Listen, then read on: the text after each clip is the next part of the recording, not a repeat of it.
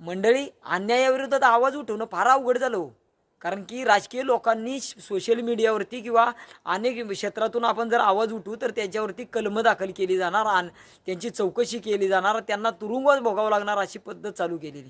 Social मीडियावरती तुम्ही comment नाही करू शकत ना आवाज उठवू शकत. हा त्यांचा आता धोरण आहे का? तर आपली मुलं बाळं किंवा आपला प्रपंचच राजकीय धोरणामध्ये राहिला पाहिजे हे त्यांचं मूळ धोरण आहे. परंतु आज त्या मंगेश साबळे सरपंचांनी अनेक समाजावरती होणाऱ्या अन्याय अत्याचार अडीअडचणी होतील त्या टायमाला त्या मंगेश साबळेने आंदोलनं केली आणि जनतेला न्याय दिला. परंतु आज विद्यार्थ्यांच्या सुद्धा शिक्षणामध्ये अडथळा येत होता, त्या टायमाला सुद्धा त्यांनी कलेक्टर ऑफिसला जाऊन आंदोलन केलं. त्या माध्यमातून त्यांना आज अटक झाली, तुरुंगवास भोगावा लागत आहे. याच्यासारखी या भारत देशामध्ये शोकांतिका नाही.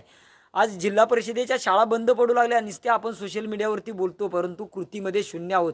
आज मंगेश साबळेंना आपण आधार दिला पाहिजे आणि त्यांना बाहेर काढलं पाहिजे हे प्रत्येकाचं